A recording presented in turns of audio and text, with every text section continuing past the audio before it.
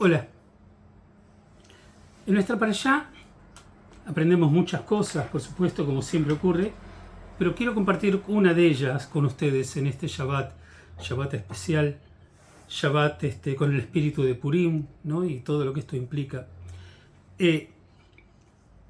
Aprendemos que en este aspecto que quiero compartir con ustedes, como mencioné, el hecho de que a veces la paciencia y el amor son elementos indispensables para poder enseñar a un pueblo a crecer. En este caso, el ejemplo de la parashá de la Torá es el pueblo, pero lo podemos implicar también en lo que tiene que ver a un alumno, un estudiante, un docente en su clase, una comunidad, un grupo humano, un grupo de amigos, ¿no? Tratar de hacer que el aprendizaje o el contenido que uno quiere transmitir se pueda realmente dar en la otra persona con estos elementos. Primero la paciencia y otro el tema del amor. Veamos un poquitito. Cuenta la parashá nuestra en uno de sus capítulos que Moshe tenía que, por supuesto, por la convocación de Dios, subir al monte de Sinaí para poder, junto con la divinidad, escribir la Torá que se supone que va a ser entregada al pueblo de Israel, ¿no? Y bueno, y Moshe está un tiempo largo, no estaba claro cuánto tiempo tenía que estar con Dios redactando ese texto, pero bueno, el pueblo se vuelve impaciente. Por un lado tenemos que tener en cuenta que el pueblo ya había visto la grandeza de Dios, había visto la grandeza de Dios, su poder, su efectividad en hacer que las cosas se puedan cumplir en las 10 plagas que había mandado Egipto. Habían visto la grandeza de Dios y la determinación de la divinidad en salvar al pueblo de Israel, en la apertura del Mar Rojo y en el hecho de que hayan sucumbido las hordas egipcias que habían salido a perseguir a los hijos de Israel cuando estaban saliendo de la esclavitud y que habían sucumbido, por supuesto, en las aguas del mar. O sea, habían tenido presente todo eso, ¿no? Uno podría imaginarse que después de tantísima evidencia, bueno, el corazón de los hijos de Israel estarían llenos de Dios y de confianza en Él, y que tendrían la paciencia de poder esperar para que algunas cosas se dieran.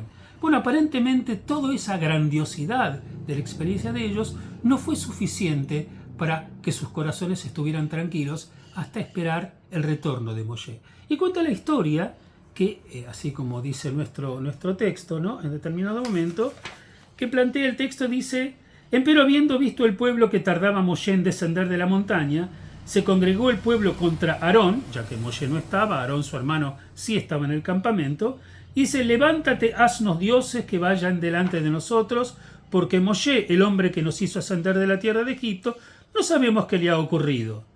Entonces Moshe, se ve que el pueblo estaba muy denso, pidiéndole que haga cosas. Inclusive en hebreo la palabra que utiliza el texto significa que se pararon sobre Aarón, ¿no? Una forma así simbólica de decir, como que lo presionaron mucho.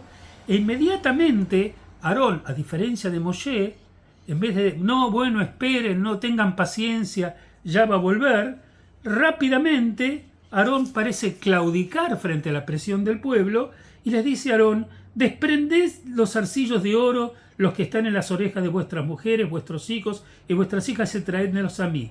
Se desprendió todo el pueblo de los zarcillos de oro que estaba en sus orejas y se los trajeron a Aarón, tal como él lo había ordenado. ¿No es cierto? Bueno, lo tomó de su mano, lo moldeó en el molde e hizo de él un becerro de fundición. Dijeron ellos: estos son tus dioses. O sea, construyó el becerro: estos son tus dioses, ¿no es cierto, Israel, los que te hicieron subir de la tierra de Egipto? Luego Aarón vio y erigió un altar, ¿no es cierto? Y proclamó a Aarón y dijo: celebración ante Adonai mañana, dijo al día siguiente. Madrugaron al día siguiente, ofrecieron holocaustos, acercaron sacrificios, y se sentó el pueblo a comer y beber, y se levantaron para retozar. Mientras Moshe está con Dios preparando la Torá. O sea, Aarón claudicó inmediatamente y el pueblo pidió que se construya el becerro. No había ninguna paciencia. Dios, que sabe todo, Moshe no escucha nada porque está con Dios, se supone, trabajando para la creación de la Torá. Dios se enoja y le dice a Moshe: mirá, este pueblo, digamos, nosotros estamos trabajando acá para preparar la Torá que les vamos a entregar, y el pueblo se descarrió, está adorando dioses y bueno, etcétera, etcétera. Entonces le dice: mira, voy a destruir este pueblo. Y Moshe se embarca, no obstante no estar ahí, y no ver lo que está pasando, pero se imagina porque Dios le está diciendo que el pueblo se ha descarriado y está yendo detrás de otros dioses, y convence a Dios en un texto precioso, ¿no es cierto?, en la narrativa bíblica, y lo convence a Dios de que realmente no se arrepienta y no destruya al pueblo. Pero lo más importante de todo esto, más allá de los aspectos teológicos, es que cuando finalmente desciende Moshe y ve esto, es cuando él ve el desastre que el pueblo está danzando, una suerte de actitud orgiástica frente al becerro. Él se le cae de la mano, se rompe básicamente las tablas que había traído para entrar al pueblo como un cierto mensaje de que ellos no son merecedores de esto.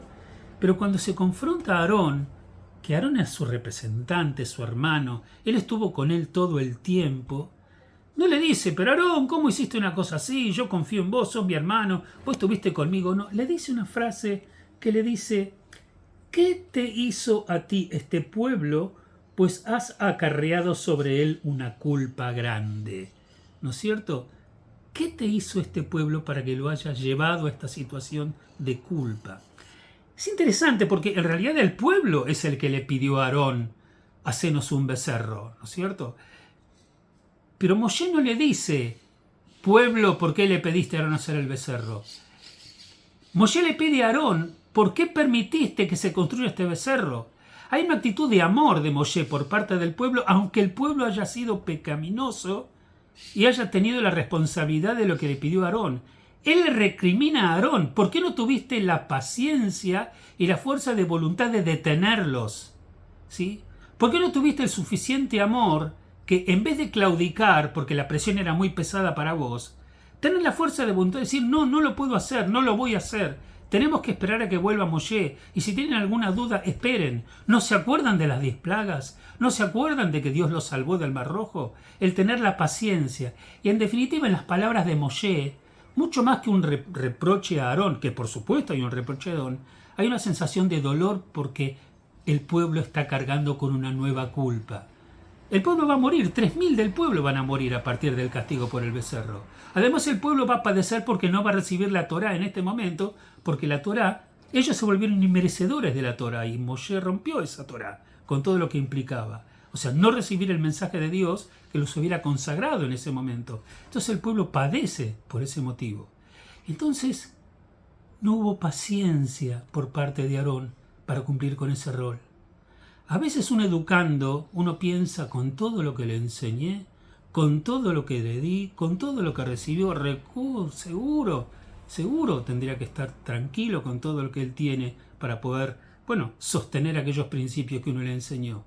Bueno, a veces no es así, a veces hace falta más tiempo, pero por supuesto, para que vos le des todo el tiempo que necesitas una cuota de amor por ese educando que te cuesta trabajo, pero que demanda de vos eso que te vuelve a vos de verdad un maestro y a él alguien en quien vos estás dedicando ese cariño para que él pueda lograr su cometido de crecer y aprender. Que en realidad son las palabras de Moshe a Aarón cuando le recrimina no solo lo que él hizo, sino que por su situación de no poder sostener el rol que él tenía, lleva al pueblo a ser responsable y a pagar por algo que hubiera preferido que no tuviera que pagar. Por eso, cuando somos maestros o tomamos la decisión de enseñar algo a alguien, 2 cosas que Moshe sostenía y por los cuales criticaba a Aarón. Uno de ellos, la tolerancia y la paciencia, y el otro, el amor y la devoción por el rol que estamos cumpliendo. Ojalá que lo podamos hacer. Hag Sameach para todos y Shabbat Shalom.